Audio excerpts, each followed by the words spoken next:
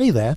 Tonight we begin with a journey into the meticulously choreographed world of Victorian courtship, where every glance, every word and every gesture carried weight and meaning, where young women and men navigated elaborate social rituals designed to bring suitable partners together while preventing impropriety, where the stakes were simultaneously deeply personal and profoundly social, and where the dance of attraction unfolded according to rules so complex and unforgiving that a single misstep could destroy reputations and ruin futures. From the structured social calendar of the London season to the coded language of fans and flowers, from the elaborate protocols of calling cards and chaperoned visits to the careful negotiations of marriage settlements, from the exhilarating moments of a first waltz to the devastating consequences of scandal, the story of Victorian courtship reveals a society obsessed with propriety and appearances, where romantic feelings had to be expressed within constraints so rigid that genuine emotion often struggled to find authentic expression, yet where human desires and attachments persisted despite, and sometimes because of, the elaborate systems designed to channel and control them. So before settling in, take a moment to like the video and subscribe, but only if genuinely enjoying what's shared here. And let those comments know where the listening's happening from and what time it is there. It's always wonderful to see who's joining from around the world. Now, dim the lights, maybe turn on that soft background hum, and let's ease into tonight's journey together. When thinking about Victorian courtship, images emerge from novels and films: elegant balls, forbidden glances, tortured restraint, dramatic declarations. These representations capture something genuine about the period, the tension between deeply felt emotions and the social structures designed to contain and direct them. Victorian society, particularly among the upper and middle classes, created perhaps the most elaborate courtship rituals in Western history, building systems of rules, protocols and expectations that governed every aspect of how young people met, interacted, and eventually, ideally, married. The context was a society undergoing dramatic transformation. The Victorian era, 1837 to 1901, saw Britain become the world's dominant industrial and imperial power. Wealth increased dramatically, but so did anxieties about proper behaviour, moral standards and social boundaries. The expanding middle class sought to emulate aristocratic manners while establishing their own respectability. The result was a culture intensely concerned with propriety, reputation, and the visible markers of social status, where courtship became a carefully regulated process that reflected and reinforced class boundaries while ostensibly creating opportunities for romantic attachment. Picture this: London, 1875. A young woman of good family has just turned 18 and is being launched into society. Her entire future depends on making a suitable marriage within the next few years. She has been trained since childhood in the accomplishments and behaviours that will make her attractive to potential suitors: music, drawing, conversation, deportment. Now she enters the social whirlwind of the season, attending balls, dinners, and various events where she will be observed, judged, and hopefully courted by appropriate young men. Every interaction is governed by rules she has memorized. Every gesture is watched by chaperones and gossips. Every decision could affect her marriage prospects and therefore her entire future. The dance has begun, and mastering its intricate steps will determine whether she achieves happiness or endures disappointment.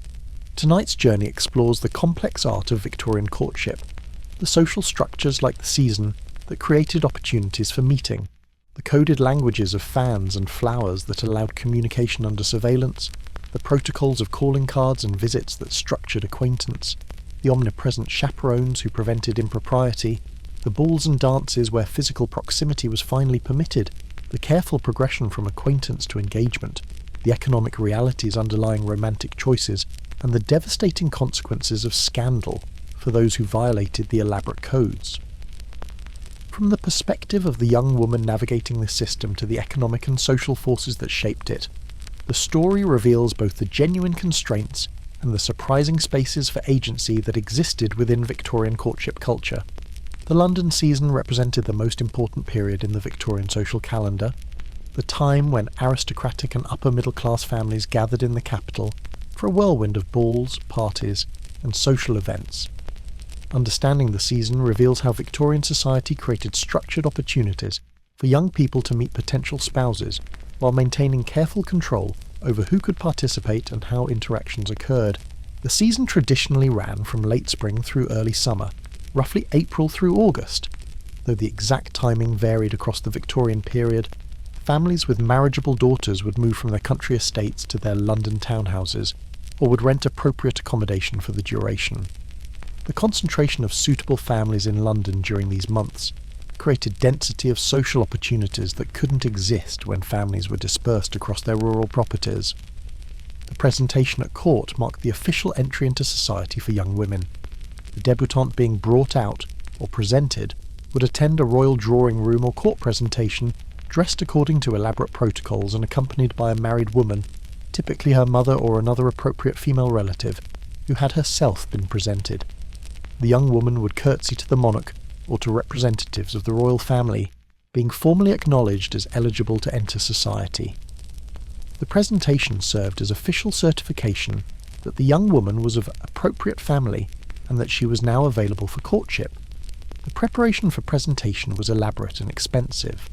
The court dress had to conform to specific requirements: white or pale colours, specific styles of train, particular types of headdress with prescribed numbers of feathers. The elaborate gowns required expensive fabrics and expert dressmaking. The specialised training in how to manage the train, how to curtsy properly while backing away from royal presence, and how to navigate court protocols required instruction and practice. The entire ritual demonstrated that the family could afford the expense and understood proper behaviour.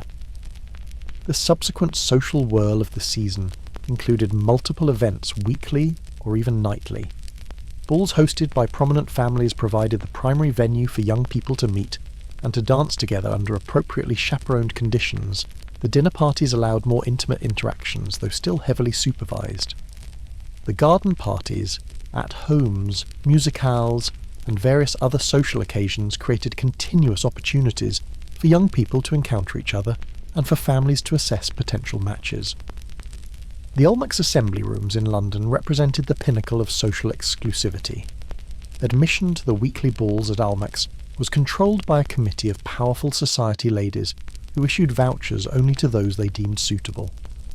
The social cachet of an Almack's voucher was enormous. It certified that one belonged to the very top tier of society. Young women whose families secured Almack's vouchers had access to the most eligible bachelors and the most prestigious social circle, substantially improving their marriage prospects. The rules at Almack's were notoriously strict. Attendance required formal court dress. No gentleman could be admitted wearing trousers rather than knee breeches. The doors closed at 11 o'clock precisely, with even the Duke of Wellington once being refused admission for arriving 7 minutes late.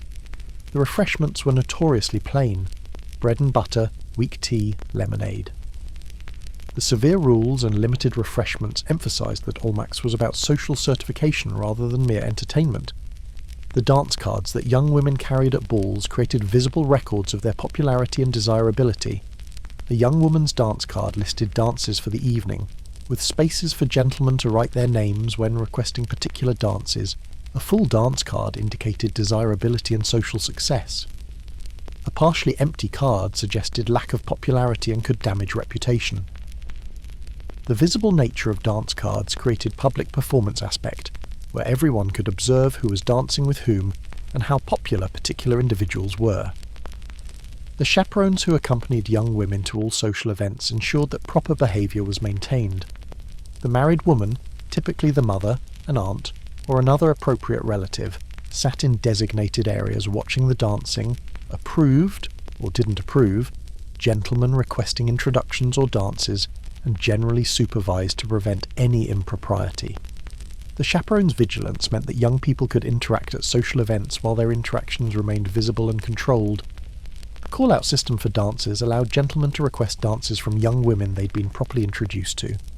The gentleman would approach the young woman and her chaperone, requesting permission to sign the dance card for a particular dance. The young woman and chaperone could accept or could decline with appropriate excuses.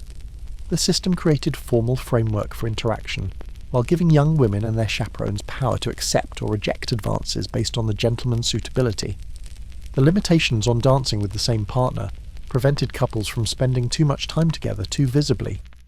A young woman could dance no more than 2 or 3 times with the same gentleman in a single evening without raising eyebrows and creating gossip about particular attachment. The limitation ensured that courtship remained distributed across multiple events, rather than progressing too rapidly in single evenings, maintaining the slow, controlled pace that Victorian society preferred. The social obligations created networks of reciprocity. Families hosting balls invited those who had previously invited them.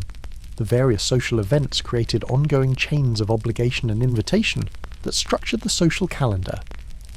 Being excluded from these networks, through scandal, through being cut by important hostesses, or through failing to maintain appropriate reciprocity, meant social death as invitations dried up and one's position became untenable. The country house visits that occurred after the London season created more intimate opportunities for courtship in carefully controlled settings. Families would invite guests to their country estates for visits lasting days or weeks. The house party atmosphere allowed longer interactions than London balls permitted, though still under chaperonage and with proper attention to propriety. The country visits often represented progression in courtship, with families inviting young people in whom their daughters or sons were interested. The various specialised events of the season added variety while serving different purposes.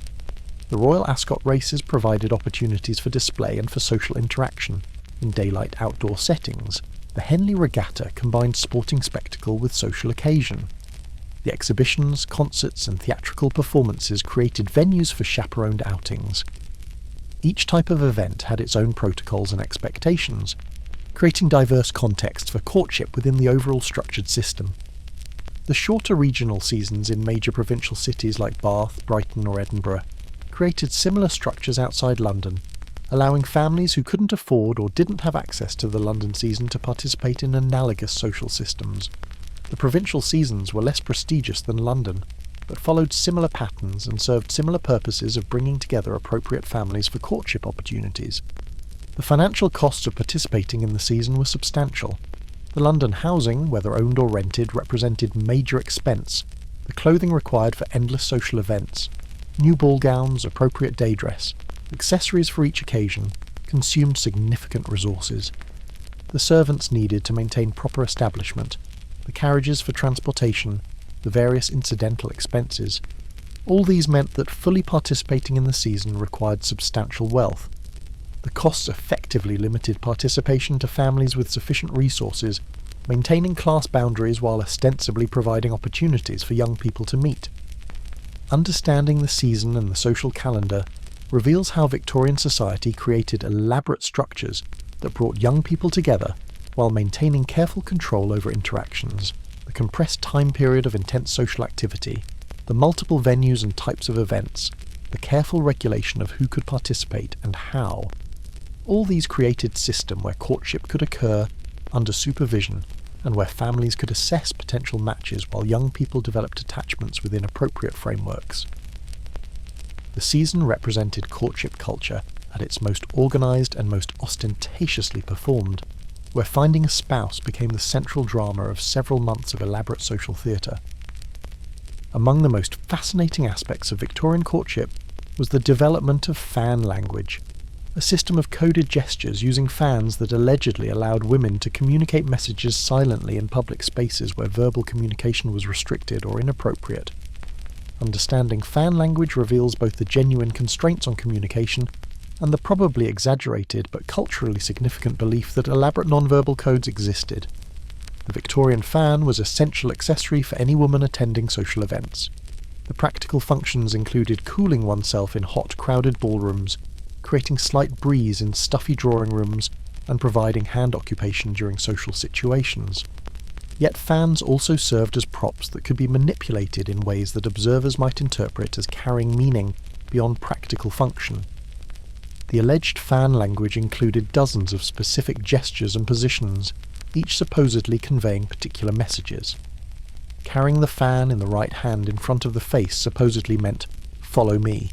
Carrying it in the left hand in front of the face meant, "I wish to be acquainted." Drawing it across the cheek meant, "I love you," while drawing it across the forehead meant, "You have changed." Twirling it in the left hand indicated, "We are watched," while twirling it in the right hand meant, "I love another." The elaborateness of published fan language guides suggests both fascination with and skepticism about the system. Various etiquette books and magazines published fan language dictionaries, but they often contradicted each other, suggesting that no universally understood system actually existed.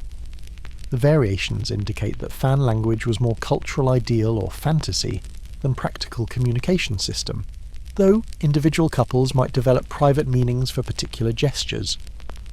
The practical difficulties of fan language undermine claims about its widespread use. The precise distinctions between similar gestures, carrying the fan in the right versus left hand, touching it to the right versus left cheek, would be difficult for observers to distinguish in crowded, dim ballrooms. The subtle nature of many gestures meant they could easily be missed or misinterpreted. The lack of standardization meant that, even if a woman used fan language intentionally, the recipient might not understand or might interpret the gesture differently. Yet the cultural significance of fan language exceeded its practical utility. The very idea that women had developed secret communication systems represented Victorian anxieties about female agency and about the possibility that women might circumvent the surveillance and control that chaperoning was meant to provide. The fan language mythology suggested that despite elaborate rules and constant monitoring, women might still find ways to communicate independently and to exert control over their romantic destinies. The fan as social prop created legitimate opportunities for gestures and movements that might serve communicative purposes even without elaborate coded systems. A woman who wished to attract a particular gentleman's attention could manipulate her fan in ways that drew his gaze.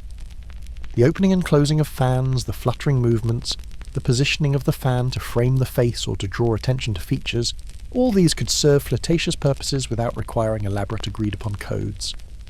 The fanner's barrier provided women with instrument for controlling male gaze and approach. A woman could position her fan to block view of her face, creating privacy within public space.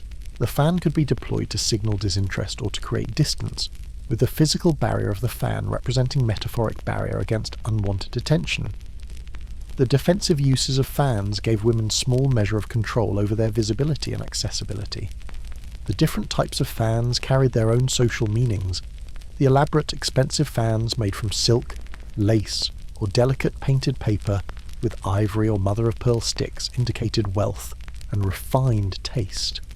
The simpler fans of painted paper or basic fabric were more utilitarian.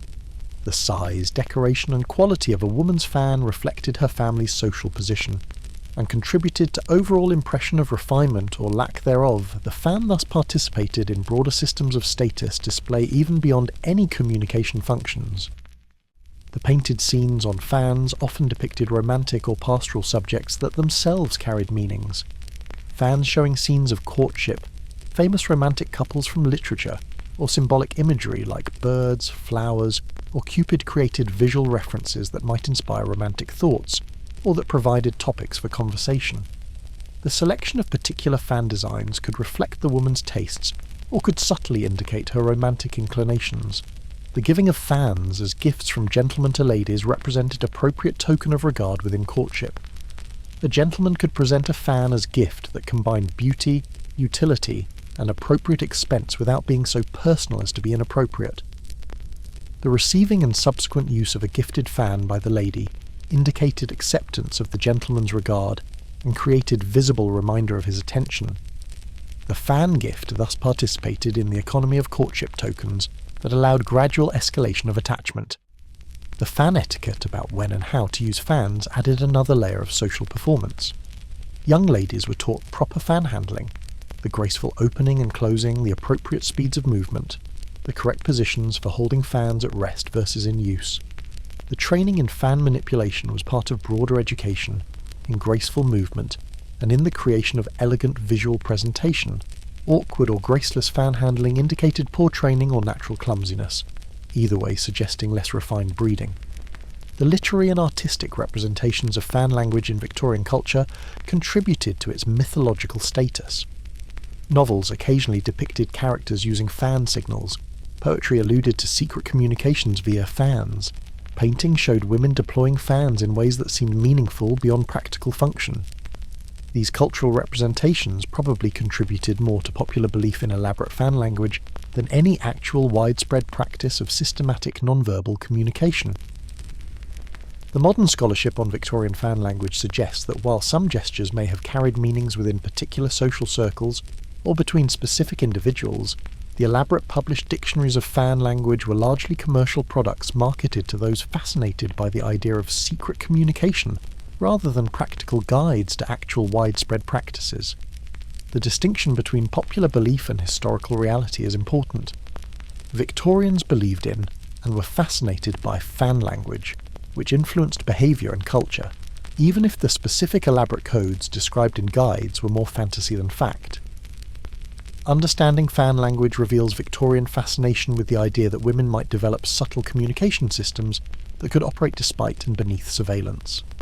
Whether or not elaborate systematic fan language actually existed, the cultural importance of the belief that it might exist demonstrates Victorian awareness of the tensions between the desire to control courtship and the impossibility of completely preventing human ingenuity from finding ways to communicate. The fan, simultaneously practical tool, status symbol, prop for flirtation, and allegedly vehicle for coded messages, represents the complexity of Victorian social culture where every object and gesture might carry multiple meanings that participants struggled to decode while creating and performing their roles in courtship's elaborate theatre.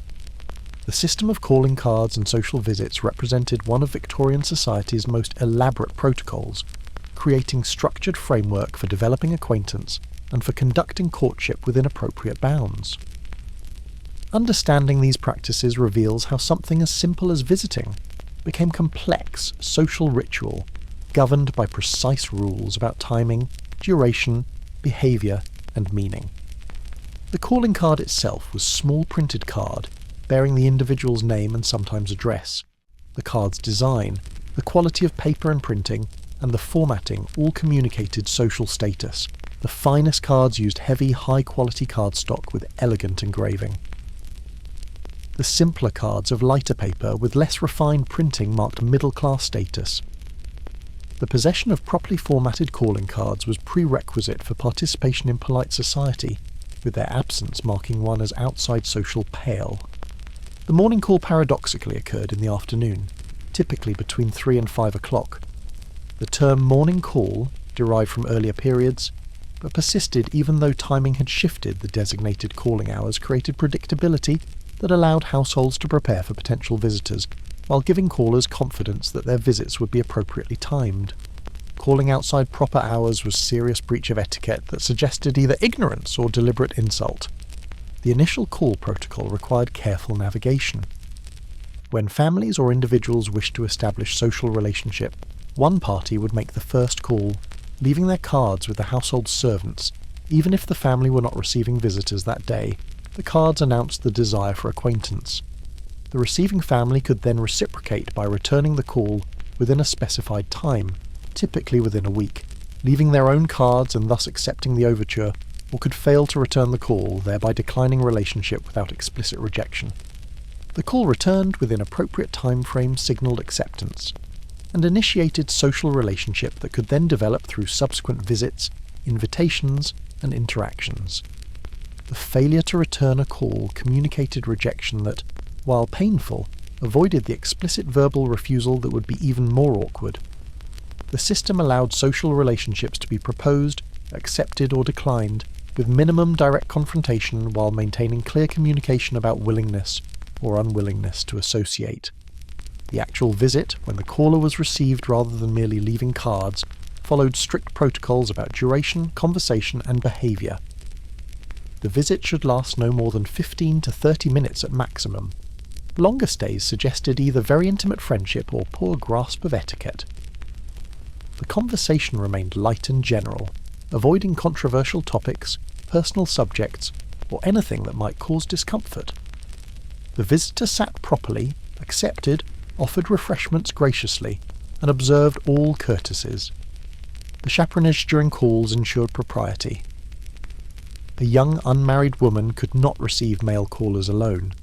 A female relative, typically mother or sister, had to be present throughout the visit. Similarly, when young women made calls, they were accompanied by appropriate chaperones. The presence of third parties prevented any private conversation or inappropriate behaviour, while allowing social intercourse to occur within safe bounds. The calling card left at the conclusion of a visit served as tangible record of the social interaction. The accumulation of calling cards from various visitors provided visible evidence of a family's social connections and of their position within social networks. Households displayed calling cards received, with the quantity and quality of cards demonstrating social success. The calling card album or silver tray for holding cards became important household items that showcase social standing. The corner folds of calling cards conveyed specific meanings that participants understood.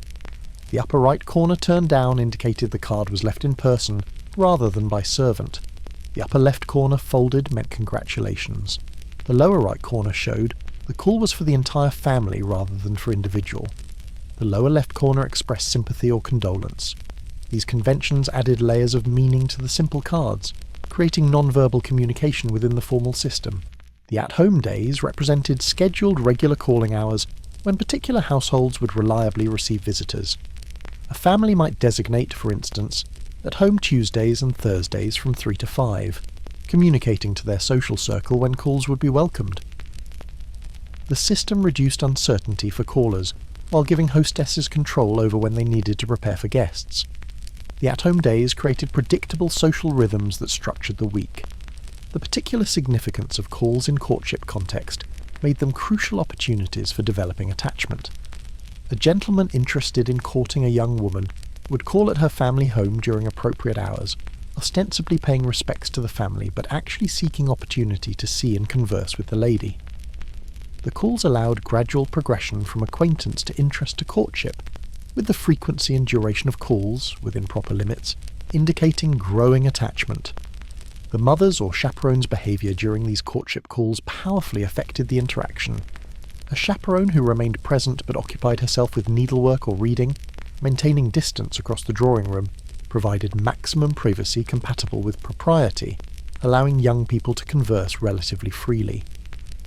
A chaperone who sat near, who interjected frequently into conversation, or who obviously scrutinised the interaction more closely allowed less freedom, communicating either greater caution or less approval of the potential suitor.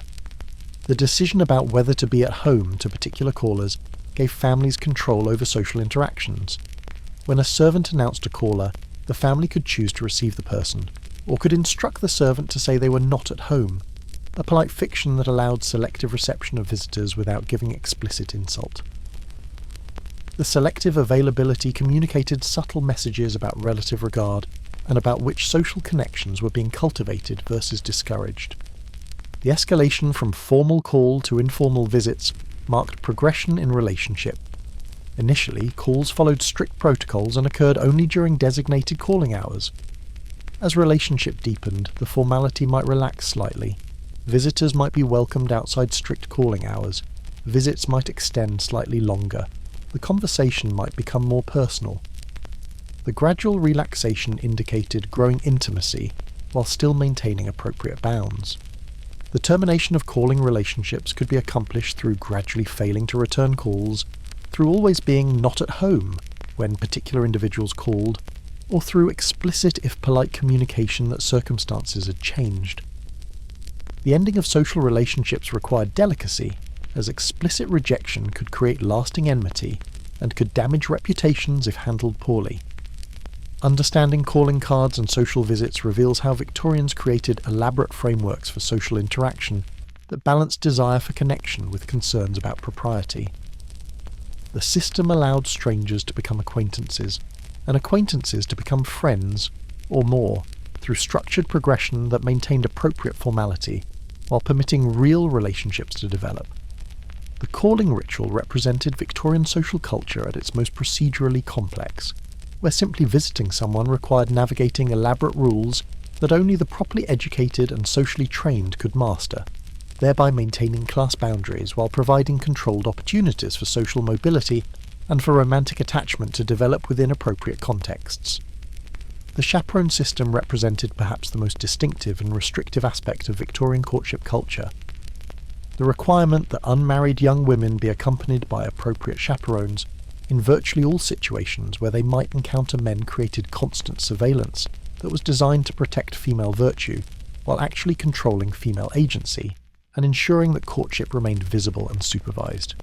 The role of chaperone typically fell to married female relatives, most commonly the mother, but also aunts, elder sisters, or other appropriate women. The chaperone needed to be a respectable married woman whose own conduct was above reproach. As her reputation reflected on the young woman under her care, widows could serve as chaperones. But unmarried women, regardless of age, could not appropriately chaperone younger women since they themselves had never achieved the married status that conferred authority. The ubiquity of chaperoning meant that young unmarried women were rarely alone in any situation where males might be present. At balls and social events, chaperones sat in designated areas watching the dancing and socialising.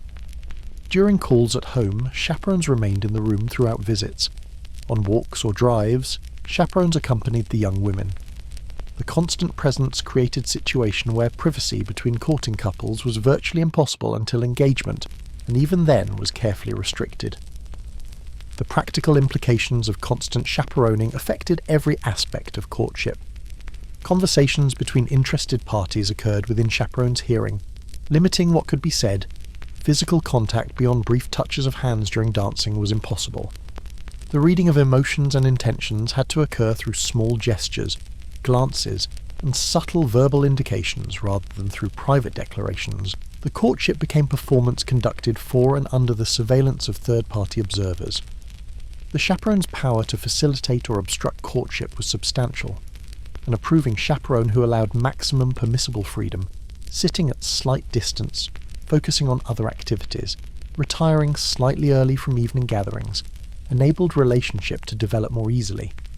A disapproving chaperone who maintained close proximity, who interrupted conversations, who insisted on strict interpretation of every rule, could effectively prevent courtship from progressing regardless of the young people's mutual interest.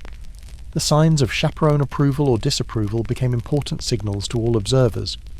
Other families and potential suitors watched how chaperones behaved toward particular gentleman callers, marked approval, warm welcomes, relaxed supervision, frequent invitations, indicated that the family viewed the gentleman favourably, and that his suit was likely to be accepted if formally proposed. Cool reception, strict supervision, and limited opportunities suggested the gentleman should direct his attention elsewhere. The negotiation of chaperone oversight required delicacy from young people. Too obvious attempts to evade supervision or to seek privacy would scandalise chaperones and potentially damage the young woman's reputation for proper behaviour. Yet courtship required some degree of personal interaction beyond formal social conversation. The successful navigation between too much propriety that prevented attachment from forming and too little that raised concerns about virtue required sophisticated social skill. The moments of relative privacy that did occur within chaperoned context became precious and significant. A turn around the garden, while the chaperone sat visible but at distance, a few moments of conversation during the changing of partners at a ball, the brief period while mounting into or descending from a carriage. These fleeting opportunities for conversation outside chaperone's immediate hearing became crucial moments for more personal communication than the constant surveillance usually permitted. The social spaces structured to allow chaperoned interaction included gardens with visible paths where couples could walk, while chaperones observed from seats, drawing rooms where furniture arrangements created zones that were separate but not private, and ballrooms where the mechanics of dancing created brief periods of relative privacy within overall public context. The architectural and social engineering of these spaces reflected the balance between allowing courtship and preventing impropriety. The different standards for engaged couples versus courting couples created clear progression in permitted freedom. Once formally engaged, couples gained slightly more latitude. Chaperoned walks might allow greater distance from the chaperone. Brief visits might occur with chaperone present but not hovering. Private conversation became more acceptable. The engagement represented sufficient commitment that the slightly increased freedom posed less risk, while the continued chaperoning ensured that no scandal could arise before marriage legitimised the relationship. The class variations in chaperoning reflected different concerns and resources. Upper-class families maintained strictest chaperoning, both because they could afford the dedicated attention and because their daughter's virtue directly affected family honour and property settlements. Middle-class families strove to emulate upper-class standards, while often having less ability to provide constant supervision. Working-class women had more freedom partly from necessity, Working women couldn't be constantly chaperoned, but this freedom came at cost of being viewed as less respectable by their social superiors. The male perspective on chaperoning was ambivalent. Men understood that chaperoning protected female virtue and ensured that any eventual bride was uncorrupted. Yet the restrictions frustrated genuine attempts to determine compatibility and to develop real relationships before proposing marriage. The necessity of conducting courtship under constant observation meant that men had to judge potential wives based on limited interactions and on women's carefully performed public behaviour rather than on private character that chaperoning prevented them from observing. The chaperone's own experience mattered to how she performed her role. A mother who had herself been happily married might be more sympathetic to romance, and might allow maximum freedom compatible with propriety. A mother trapped in unhappy marriage or a spinster aunt might be more cynical about romance or more determined that proper procedure be followed regardless of personal feelings. The chaperone's personality and history shaped her approach to supervision. The literature of the period often depicted chaperones as comic obstacles to true love, or as sympathetic allies helping romance along. The reality was more complex. Chaperones were enforcing social norms that most people believed necessary even when those norms frustrated individual desires. The chaperones themselves were products of the system, having been similarly supervised in their own youth, and were now responsible for ensuring the next generation followed the same protocols. The gossip networks among chaperones created additional layers of surveillance. Chaperones observed and discussed the behaviour of young women and potential suitors, creating reputational economies where information circulated rapidly. A young woman whose behaviour raised concerns in one chaperone's observation would quickly find that information spreading, potentially affecting how other families viewed her suitability and propriety. The eventual relaxation of chaperoning requirements in late Victorian period and Edwardian era reflected changing social attitudes, but the changes were gradual and uneven. The bicycle craze of the 1890s, for instance, gave women increased mobility and made constant chaperoning more difficult. The growth of employment opportunities for middle-class women created situations where chaperoning was impractical. Yet the ideal that respectable young women required supervision persisted well into the 20th century. Understanding the chaperone system reveals the extent to which Victorian society distrusted female independence and feared female sexuality. The elaborate surveillance wasn't primarily about protecting women from male predation, but rather about controlling female behaviour and ensuring that female virtue, or at least its appearance, was maintained. The system gave young women no privacy, no opportunity for self-determination in relationships, and constant awareness that their behaviour was being observed and judged. The chaperone represented the internalisation of social control, the physical manifestation of society's insistence that courtship occur according to prescribed rules that prioritised appearance of propriety over authentic relationship development or individual choice. The Victorian language of flowers, or floriography, represented another elaborate system of coded communication that allowed expression of sentiments that direct speech would not permit. Unlike the probably mythological fan language, flower language had more substantial historical basis and more documented use, though the extent of systematic usage was probably less universal than Victorian enthusiasm for the subject suggested. The language of flowers had roots in earlier periods and in various cultures, but it reached its peak elaboration and popularity in Victorian England. Multiple published guides explain the meanings of various flowers, creating reference works that people could consult to encode or decode floral messages. The guides allowed flowers to function as vocabulary and visual language, where bouquet composition became sentence construction. The rose dominated flower language as it had symbolised love for centuries. Red roses signified passionate romantic love, the intensity of colour reflecting intensity of feeling. Pink roses conveyed gentler sentiments, admiration, appreciation, or budding affection less intense than passion. White roses represented purity and innocence, appropriate for young love or for declarations of intentions that were honourable, rather than merely lustful yellow roses carried warning. They might represent friendship but also jealousy or infidelity depending on context. The specific varieties and presentations of roses added nuances. A full bloom suggested mature love while a rosebud indicated young love, or love in its early stages. Withered roses warned of fading affection, or of love threatened by time or distance. A single rose conveyed simplicity and devotion, while elaborate bouquets demonstrated wealth alongside affection. The thornless rose, difficult to cultivate, represented love so perfect it held no pain. The forget-me-not carried meaning as obvious as its name, pleading with recipient not to forget the sender and declaring constancy of memory. The flower appeared frequently in romantic contexts where separation threatened. When lovers parted temporarily, when one departed on travels, when circumstances prevented regular contact, the delicate blue flowers became emblems of faithful remembrance across distance and time. The violet symbolized modesty and faithfulness, appropriate for declarations of sincere but humble affection. The violet's tendency to grow in hidden places made it symbol of a love that didn't seek public display or recognition. The purple colour connected violets to royalty but also to passion, creating complex symbolism where modest exterior concealed depth of feeling. Violets given by suitor suggested that his love, while deep, would be expressed properly and with appropriate restraint.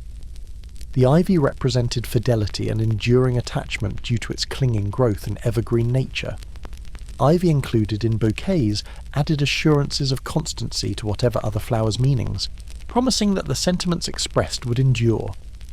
The ivy's strengthening with age made it a particularly apt symbol for marriage, suggesting affection that would grow stronger rather than weaker across years. The lily signified purity and virtue, with white lilies particularly associated with the Virgin Mary in Christian symbolism. In courtship contexts, lilies could declare that the sender's intentions were honourable, that admiration was based on virtue rather than mere physical attraction, or that the relationship sought was pure rather than corrupting. The lily's association with death and funerals created ambiguity that required careful consideration of context. The carnation's meanings varied by colour in ways that required careful attention. Red carnations expressed admiration and love. Pink carnations conveyed gratitude, or indicated that the sender would never forget the recipient. White carnations represented pure love and good luck. Yellow carnations, however, carried negative meanings, rejection or disappointment. The specificity of colour symbolism meant that choosing carnations required careful thought about which colour's message was intended. The chrysanthemum had different meanings in European versus Asian contexts, with Victorian flower language emphasising the European associations. White chrysanthemums suggested truth and honest sentiment. Red chrysanthemums conveyed, "I love you." Yellow varieties indicated slighted love or sorrow.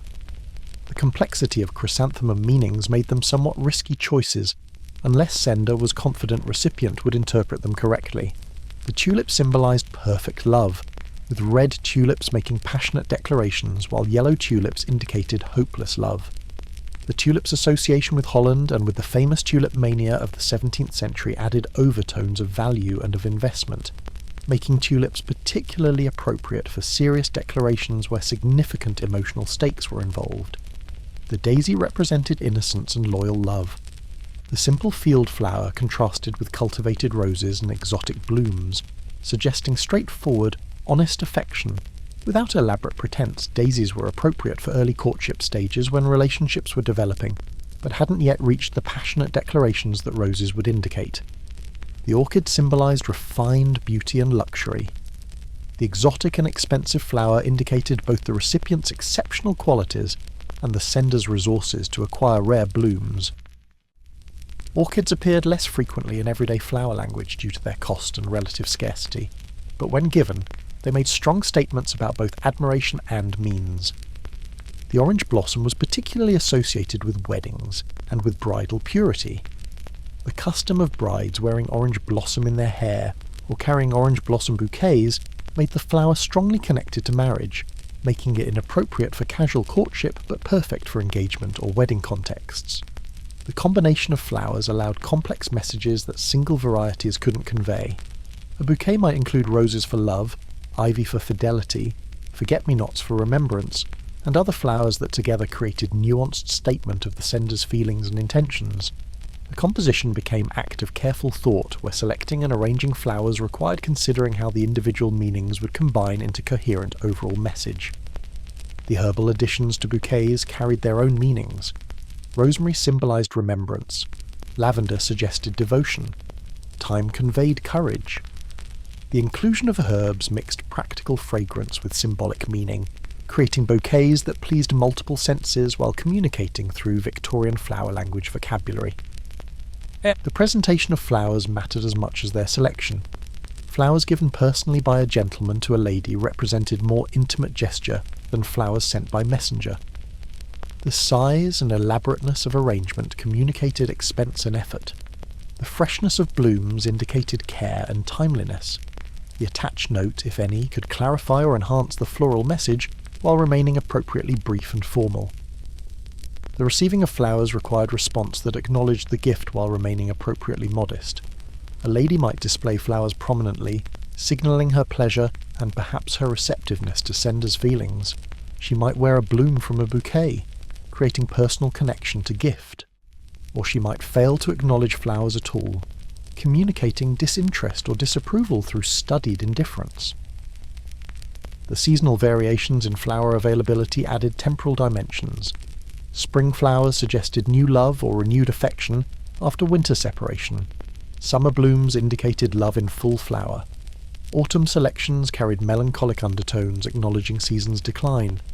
Winter flowers, necessarily forced in hothouses at considerable expense, demonstrated devotion willing to go to extraordinary lengths.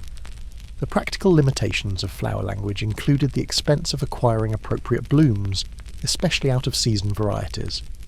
The perishability of flowers meant messages were temporary, disappearing as blooms faded.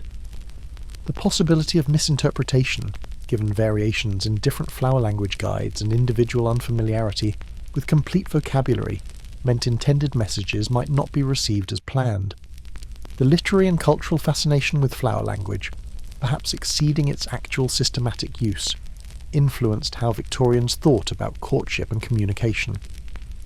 The numerous published guides to flower meanings, the incorporation of florography into novels and poetry, the general cultural knowledge that flowers could carry symbolic meanings, all these created shared understanding that flowers might serve as more than mere decorative gifts, even when specific elaborate codes weren't consistently applied. Understanding the language of flowers reveals Victorian desire for beauty and meaning to coincide, for natural objects to carry human significance, and for coded communication systems that could express feelings that propriety prevented declaring openly. Whether or not every bouquet represented carefully encoded message, the cultural framework that made such encoding possible affected how Victorians gave and received flowers, and how they conducted the delicate dance of courtship within a society that simultaneously encouraged romantic attachment and severely restricted its expression. The ball represented the centrepiece of Victorian courtship culture, the primary venue where young people could interact with some degree of physical contact and where romantic interests could be pursued within structured, chaperoned environment. Understanding the protocols of balls and dancing reveals how Victorian society created carefully regulated opportunities for attraction to develop, while maintaining strict limits on what was permissible. The preparation for attending a ball involved elaborate efforts at creating perfect appearance. Young women spent hours dressing, with the assistance of ladies' maids, in ball gowns that represented substantial investments. The low-cut necklines and bare arms that were appropriate for evening dress contrasted sharply with the high necks and covered arms required for daytime, creating clear distinction between day and evening propriety. The hair arrangements, often requiring curling and elaborate styling, took additional time. The result was physical transformation that presented women at their most ornamental. The arrival at the ball followed prescribed patterns. Carriages delivered guests who entered and proceeded to designated areas for removing outer garments and making final adjustments to appearance. The formal announcement of arrivals as guests entered the ballroom created public acknowledgement of attendance, with names being called out so everyone present could observe who was attending. The visibility of arrival meant that attendance choices were public knowledge, with absences being noted as much as presence. The opening protocols at balls included the host and hostess receiving guests, often in formal receiving lines where arrivals could be presented and briefly greeted. The initial period before dancing commenced allowed for socialising, for viewing who else had attended, and for the preliminary negotiations about dancing partners that would structure the evening's interactions. The social manoeuvring at this stage affected how the entire evening would unfold. The dance card system created visible record of popularity and created framework for organising the evening's dancing. Each dance was listed on the card, and gentlemen would request permission to sign for particular dances. A young woman hoped to have her card filled. Empty spaces suggested lack of desirability. Yet having every dance claimed too quickly might suggest improper forwardness in accepting requests. The dance card management required balancing desire for popularity against concern for propriety. The formal introduction requirement meant that a gentleman couldn't simply approach any young woman and request to dance. He needed prior introduction, or he needed to arrange introduction through mutual acquaintance or through the bull's master of ceremonies. The requirement ensured that young women danced only with socially appropriate partners and prevented unwanted attention from unsuitable men. The controlled introduction system maintained class boundaries while structuring social mixing. The specific dances performed at balls carried different levels of intimacy and propriety. The country dances and quadrilles that predominated in early Victorian period involved multiple couples dancing in sets, with limited physical contact and with frequent changes of partners that prevented extended private interaction. These dances were completely proper and created social rather than intimate contexts. The waltz represented revolutionary and initially controversial development in ballroom dancing. The closed position where the gentleman's hand rested on the lady's waist, and where partners maintained close proximity throughout the dance, created unprecedented physical intimacy in public settings.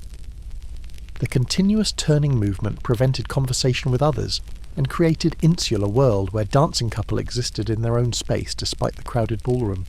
The waltz's intimacy made it exciting and potentially dangerous.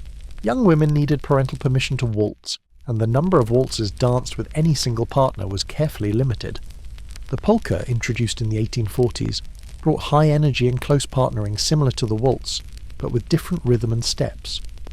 The vigorous nature of the polka created additional physical challenge while maintaining close proximity between partners. The dance's popularity reflected Victorian embrace of more physically dynamic dancing, while anxiety about impropriety continued to shape how the dancing was conducted and supervised. The restrictions on consecutive dances with the same partner prevented couples from monopolizing each other's attention. Dancing more than 2 or 3 dances with the same gentleman in single evening would create talk and suggest particular attachment that might be premature or unwelcome. The limitation ensured that courtship remained distributed across multiple events, and that no single evening could advance relationship too far too quickly. The chaperone surveillance during balls focused particularly on the dancing. Chaperones watched to ensure proper behaviour, appropriate distance between partners, no improper conversation, no lingering after dances concluded.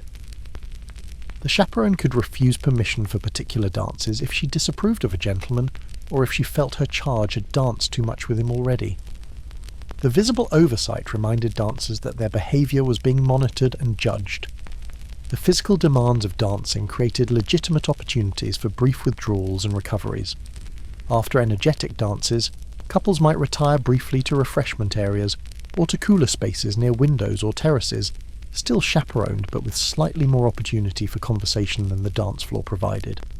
The legitimate need for rest and refreshment created socially acceptable contexts for interactions that extended beyond the dancing itself. The supper interval during longer balls provided more extended interaction opportunity in more intimate setting than the ballroom. Partners for supper were typically secured in advance, often as part of dance card negotiations. The gentleman would escort his supper partner to dining areas and would sit with her during the meal, creating extended conversation opportunity that dancing didn't permit. The supper partnership was sought after honour, suggesting particular favour and interest. The programme of music performed by hired musicians or orchestras reflected and shaped the evening's social patterns. The alternation of different dance types prevented monotony while structuring the evening's rhythm. The quality of music affected the ball's success and reflected on the host's taste and resources. The musician's skill facilitated good dancing and created pleasant atmosphere that contributed to overall enjoyment.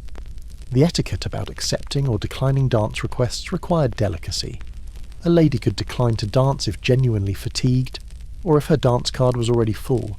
However, declining one gentleman's request and then accepting another's for the same dance would be insulting, and would suggest pointed rejection that could create social awkwardness or even scandal. The management of dance acceptances required diplomatic skill to maintain appropriate behaviour while exercising some choice about partners. The communication through dancing included non-verbal elements beyond any deliberate coded signals. The ease with which couples danced together, the comfort level in maintaining close proximity, the ability to converse while dancing. All these provided information about compatibility and about rapport that might not be apparent in other contexts. Dancing became assessment opportunity, where physical grace, social comfort and personal chemistry could all be evaluated. The closing of balls followed prescribed patterns with final dances, expressions of gratitude to hosts and orderly departures. The entire structure from arrival through dancing to departure created a contained social event where every element was choreographed and expected. The success of a ball was judged on multiple criteria: the quality of guests, the appropriateness of behaviour, the excellence of music, the adequacy of refreshments, and the overall atmosphere created. The next day's social obligations included calls on the hostess to express thanks, discussion among attendees of who had danced with whom and how much, and general social processing of the event. The ball's impact extended beyond the evening itself, with the interactions observed and the partnerships noted becoming topics of conversation and speculation that affected ongoing courtship dynamics and social relationships. Understanding balls and dancing reveals how Victorian society created ritualised contexts where physical attraction could operate within strictly controlled parameters. The dancing allowed touch and proximity that were otherwise prohibited, creating charged encounters where attraction could develop, while visibility and protocol prevented any actual impropriety. The ball represented courtship culture at its most successful, creating genuine opportunities for attachment while maintaining the surveillance and structure that Victorian propriety demanded. The progression of courtship beyond initial acquaintance through balls and calls eventually led to walking out, the practice where courting couples could appear together in public spaces, still chaperoned but with growing visibility as an acknowledged couple. Understanding walking out reveals how Victorian courtship gradually became more public, as relationships advanced toward engagement. The permission to walk out represented a significant milestone in relationship development. Initially, gentlemen might encounter lady accidentally during her chaperoned walks, exchanging brief greetings. As acquaintance developed, these encounters might become more frequent and less accidental. Eventually, if families approved, the gentleman might be explicitly invited to accompany the lady and her chaperone on walks, marking transition from casual acquaintance to recognised suitor. The appropriate venues for walking out included public parks, promenades, and shopping districts where respectable society could be seen. Hyde Park in London, particularly Rotten Row where fashionable society rode and walked, provided prime venue for displaying courtship relationships. The visibility of these locations was the point. Walking out together publicly communicated to one's social circle that a courtship relationship existed and had family approval. The chaperone's role during walking out continued but evolved. The chaperone might walk slightly behind or ahead, maintaining visual supervision while allowing some conversational privacy. The physical distance represented compromise between permitting private conversation and preventing complete unsupervised contact. The skilled chaperone calibrated her distance to allow maximum, appropriate freedom while remaining near enough to maintain propriety. The conversation during walks could be more extensive and potentially more personal than the brief exchanges at balls or the formal visits in drawing rooms permitted. The outdoor setting, the physical activity of walking, and the relative privacy within chaperoned constraints created opportunities for more natural interaction than heavily supervised social events allowed. Courtship could progress through these extended conversations in ways that artificial social settings inhibited. The assistance in managing clothing and navigating terrain provided legitimate opportunities for physical contact. A gentleman could offer his arm for support, could assist in crossing streets or navigating obstacles, could shield the lady from crowds or traffic. These courtesies created acceptable physical contact that helped develop comfort and familiarity between partners while being completely proper within Victorian codes. The visual display of walking out included attention to coordination and presentation. Couples walking together created public image that observers noted and judged. The gentleman's attire, the lady's dress, the quality of their chaperone's appearance, the appropriateness of their behaviour. All these contributed to impression made the successful performance of walking out enhance both individuals' reputations while cementing their status as acknowledged courting couple. The drives in carriages or open vehicles provided variation on walking that involved different levels of visibility and different opportunities for interaction. An afternoon drive in the park allowed courting couples to be seen together while the vehicle provided slight barrier between them and general public. The enclosed carriage, while theoretically more private, was actually more suspect. Proper couples used open carriages where their behaviour remained visible. The attendance at public events together, concerts, lectures, exhibitions, extended walking out into cultural contexts. The couple, properly chaperoned, could attend events that provided both entertainment and opportunity for extended time together. The shared cultural experience created common ground while the public setting maintained propriety. The type of events attended communicated taste and interests while providing topics for conversation. The photographing of courting couples represented modern innovation that allowed courtship relationships to be materially documented. The carte de visite portraits that became popular in mid-Victorian period sometimes depicted courting couples, creating permanent records of relationships. The decision to be photographed together represented commitment to the relationship and created images that would be viewed by families and potentially preserved as memories of courtship period. The seasonal variations in walking out reflected weather and social calendars. Summer walks in gardens and parks took advantage of pleasant weather and long daylight hours. Winter walks were briefer due to cold and early darkness, with indoor events becoming more important.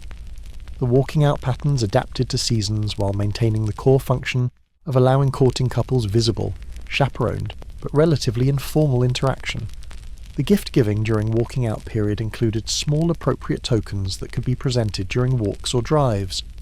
The gentleman might offer flowers, sweets, or small books, gifts that were valuable enough to show regard but not so expensive as to be inappropriate for an unmarried couple. The lady might reciprocate with handmade items like embroidered handkerchiefs, or small artistic works that demonstrated her accomplishments. The transition from walking out to engagement was often gradual rather than sharply marked. As walking out continued, the couple would be increasingly recognised as seriously attached.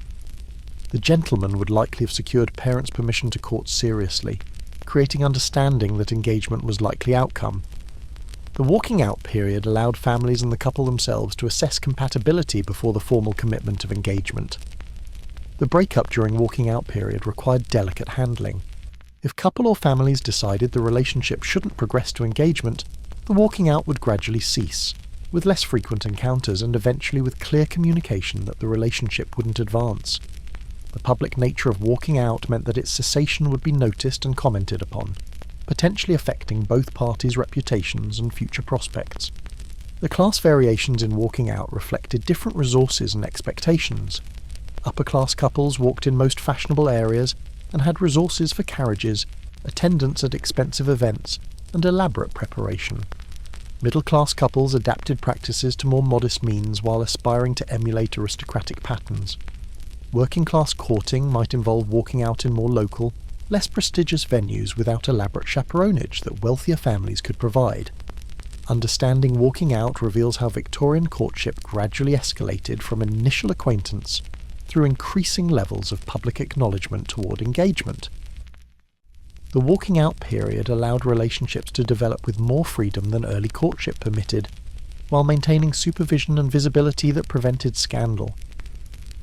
The progression from brief encounters to extended chaperoned outings to publicly acknowledged courtship represented a journey toward marriage that occurred within sight of and with implicit approval from broader social community that monitored, judged, and ultimately celebrated or criticised the matches being formed.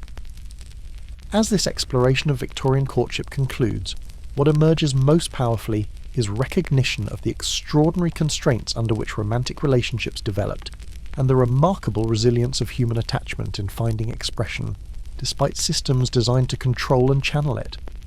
The elaborate codes, the constant surveillance, the rigid protocols, all these were meant to ensure that marriages occurred between appropriate partners, that female virtue was preserved, and that class boundaries remained intact. Yet beneath the surface of proper behaviour, genuine emotions developed, attachments formed, and humans being human, found ways to communicate and connect despite restrictions. The burdens placed particularly on women were substantial. Young women were given almost no agency in determining their futures, yet their entire futures depended on successfully navigating courtship within rules they hadn't created and that often didn't align with their interests or desires. The constant surveillance, the restriction of movement and communication, the requirement to be always performing appropriate femininity, all these demanded exhausting vigilance. The stakes were enormous. Failure to marry well or at all could mean economic dependence, social marginalisation, and lives of limited opportunity. The men, while having more agency and freedom than women, also faced real constraints. The imperative to marry appropriately for class and economic position often conflicted with romantic preference, the inability to truly know potential wives before proposing marriage, given that all interactions were heavily chaperoned and that women were trained to perform idealised femininity rather than reveal authentic character, meant that marriages were often leaps of faith based on limited information. The financial burdens of establishing household and the social expectations about providing appropriate standard of living created pressures that many men struggled to meet. The families orchestrating courtship were responding to real concerns within their cultural context. Marriage was economic arrangement with implications for property, for family alliances, and for social position. The elaborate protocols were meant to ensure that rash decisions based on mere attraction didn't create inappropriate matches. The chaperonage was designed to protect daughters from seduction and ruin, yet the systems that families created to protect their interests often stifled the very emotional attachment that was increasingly seen as marriage's purpose in Victorian culture. The contradictions within Victorian courtship culture were substantial. Society taught that romantic love should be marriage's foundation, yet arranged marriages for economic and social considerations. Culture idealised feminine purity and ignorance of sexuality, yet expected women to enter marriages where sexual function was immediately required.